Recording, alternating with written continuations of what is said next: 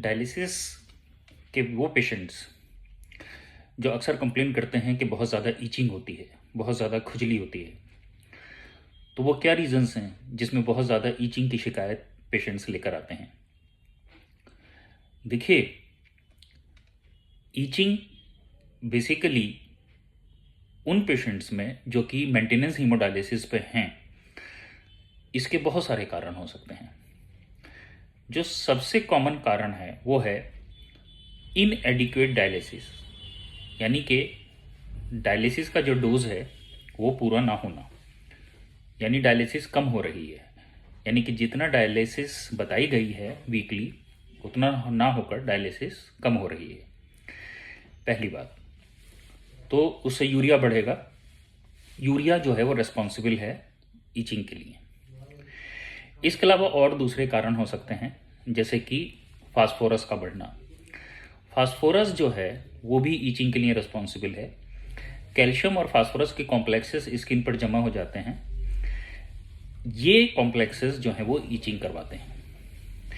इसके अलावा parathyroid hormone responsible हो सकता है, मैग्नीशियम रिस्पॉन्सिबल हो सकता है, और the most important is the xerosis, यानी कि जो डायलिसिस पेशेंट्स हैं उसमें उन लोगों में स्किन जो है वो ड्राई रहती है।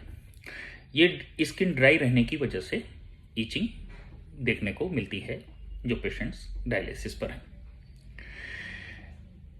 इसके अलावा अगर ईचिंग होती है तो उसके कुछ कारण जो हो सकते हैं जो डायलिसिस के टाइम पर देखने मिल सकते हैं, जैसे कि डायलाइजर की रिएक्शन।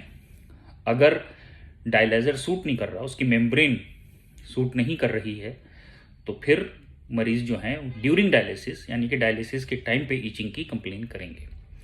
तो हमें समझ जाना चाहिए कि ये हो सकता है डायलाइजर की वजह से है। या फिर हिपैरिन, किसी पेशेंट को हिपैरिन सूट नहीं कर रहा तो वो हिपैरिन की वजह से भी ईचिंग हो सकती है। अब क्वेश्चन ये है कि इसका ट्रीटमेंट, इसका निदान क्या है। सबसे इंपॉर्टेंट बात तो ये कि डायलिसिस जितना डोज बताया गया है 3 पर वीक, 2 या 4 पर वीक या वट एवर, तो उतना डायलिसिस होना चाहिए। अगर हम डायलिसिस कम कराएंगे और प्रॉपर डायलिसिस अगर नहीं होगी 4 आवर्स की, उसका ड्यूरेशन कम हो रहा है, तो फिर जो है ये ईचिंग की समस्या खड़ी होगी, क्योंकि यूरिया का क्लियरेंस नहीं होगा, यूरिया लगातार बढ़ा रहेगा और ईचिंग की समस्या खड़ी होगी।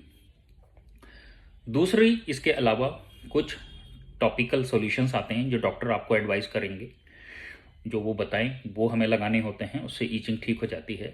उसके अलावा हम देखेंगे कारण क्या है ईचिंग का। तो अगर मान लीजिए हिपैरिन कारण है, अगर मान लीजिए डायलाइजर कारण है, तो फिर हम उसे दूर करेंगे। मान लीजिए फास्फोरस कारण है, कैल्शियम फास्फोरस कॉम्प्लेक्सेस कारण हैं, तो फिर हम जो है फास्फोरस बाइंडर्स देंगे, तो उससे भी जो है वो ईचिंग की समस्या का हल हो सकता है। सो बेसिकली ये डिपेंड करता है कि किस वजह से ईचिंग है, तो उस कारण को हम हटाएंगे और ईचिंग हमारी ठीक हो जाएगी। वो मरीज जो कि ईचिंग की कंप्लेन करते हैं, जो कि रेगुलर डायलिसिस पर।